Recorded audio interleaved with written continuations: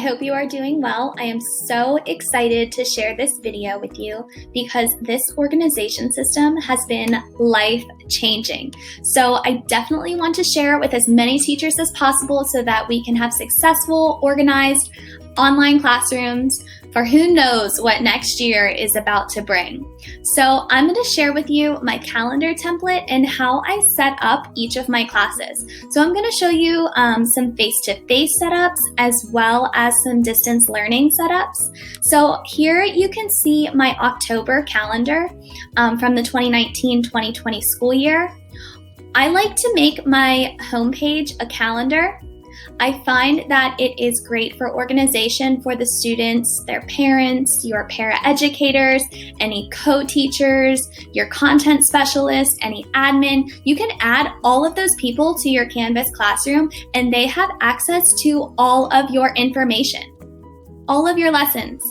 A parent needs some support, needs some resources, voila, they have the lesson. Your admin wants to see what you've been up to. Here you go, take a look at my classroom.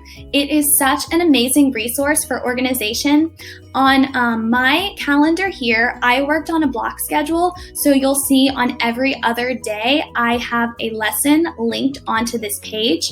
So students will see this, they'll say, okay, it is October 18th, and they can click exactly on October 18th, they can take a look at that lesson. So in this lesson, we explored some triangle congruencies. Here I have my warm-up and I've just embedded a picture from my Google Slides. I was using rotations face-to-face. So there was an independent workstation, some group work, and I was able to communicate all of that information with my students on this agenda page. So all of these agendas are linked directly to my calendar page. Again, you'll see here in the independent workstation, students completed a gallery walk. We have a little translation going on. And now if we move to January, we were still face-to-face learning. I switched it up a little bit with my banner image, but still the same setup, same with the calendar. And we started with some trig, which is my absolute favorite thing to teach. So we can take a look at one of the agendas here. SOHCAHTOA, just a reminder what it stands for, large picture, a warm-up that applied to a real-life scenario. We had a quizzes this day, the group work and the check for understanding are all linked here. And this really just lays out the whole entire lesson for students so they know exactly what we are going to be doing. Here is when we got into distance learning. So let's take a look.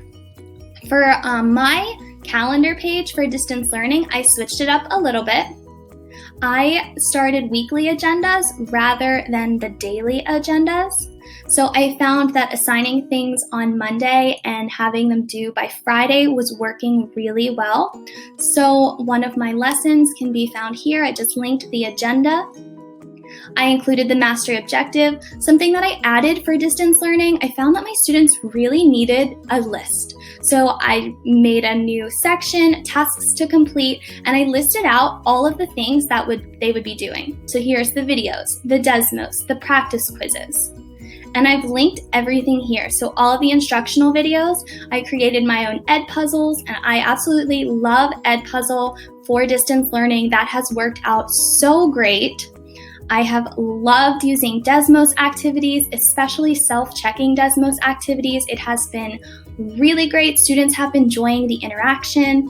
And then I have the check for understanding, optional practice, and a Google Forms to receive that feedback.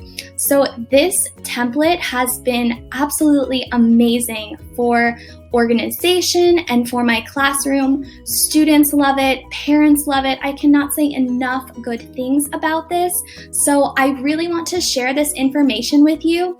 I have all of this information in a Canvas course template if you are interested in creating your classroom in this fashion. Take a look at the link below. I am so excited to share that with you, and that will be available in July. Have a great day.